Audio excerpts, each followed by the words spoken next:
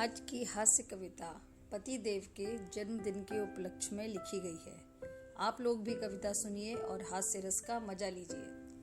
पतिदेव का जन्मदिन आ गया, उपहार के चयन में दिमाग चकरा गया। फिर सोचा ऐसा उपहार दिया जाए जिसे वह भूले से भी ना भूल पाए। कविता से बेहतर क्या हो सकता था? हृदय से निकले भावों को क्या तुला में तौला जा सकता था? फिर क्या, कलम उठाकर श्री गणेश किया। पतिदेव का जन्मदिन कविता का शीर्षक दिया।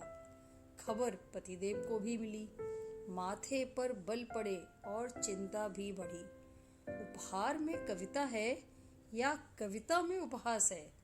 इतना मैं समझ गई, उनको नहीं मुझ पर विश्वास है। उड़ती उड़ती खबर खबरी बेटे ने मुझे भी दी थी। सिनेमेटोग्राफर पति को माइक्रो लेंस की जरूरत आन पड़ी थी। तब पतिदेव से मैंने प्रश्न किया, माइक्रो लेंस लेने का विचार मुझसे साझा क्यों नहीं किया? इतना खर्चीला लेंस लेने की योजना कैसे बन पड़ी? इस बात की खबर मेरे कानों में क्यों नहीं पड़ी? अब सीधे और स्पष्ट शब्दों में मैंने अपनी बात कही। गोल मोल बातों को घुमाने की आदत मेरी कभी नहीं रही। आपका उपहार मेरे समर्थ के बाहर की बात है।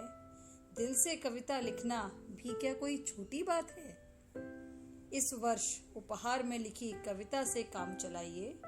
अपने लेंस के लिए अभी 1 वर्ष और बिताइए। उन्होंने कहा, वाइल्ड लाइफ फोटोग्राफी करना मेरा है सपना, जिसके लिए चाहिए था मुझे एक माइक्रो लेंस अपना। मैंने भी व्यंग में सुझाव दिया, घर को चिड़ियाघर हमेशा कहते हो, वाइल्ड लाइफ फोटोग्राफी का शौक यहीं पूरा क्यों नहीं कर लेते हो? घर की मुर्गी तो होती ही है दाल बराबर, क्या जंगल की शेरनी और गृह स्वामिनी को भी तौलते हो एक बराबर? वन्य प्राणियों को दूर से पास देखने के लिए लेंस चाहिए। घर के सदस्यों को देखने सुनने के लिए भी कोई उपकरण बताइए। मेरी बातें सुनकर वह जवाब क्या देते? दंपति के जन्म दिनांक 3 और 6 हों तो 36 के आंकड़े रोज हैं बनते बिगड़ते।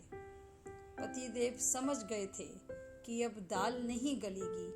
प्यार से कविता स्वीकार कर लो वरना वह भी नहीं मिलेगी। माहौल को भांप कर बोले, इस अनमोल उपहार को मैं सदा याद रखूंगा। लेंस का क्या है, वह तो बाद में भी खरीद लूंगा।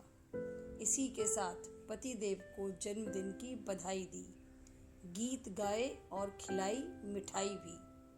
तुम जियो हजारों साल और साल के दिन हो 50,000। लेंस की बात मत करना बस, क्योंकि वह है 50,000 के पार।